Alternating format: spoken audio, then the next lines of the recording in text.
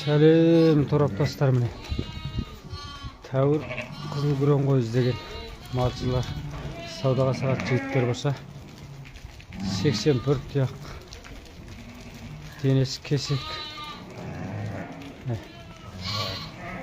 рең күрең жас қойдыр, міне екі семьяның қойды.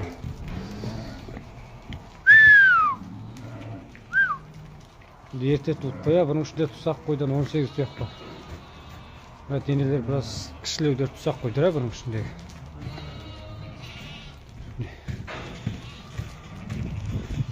Қазір бастап туылып жатыр бұл қой.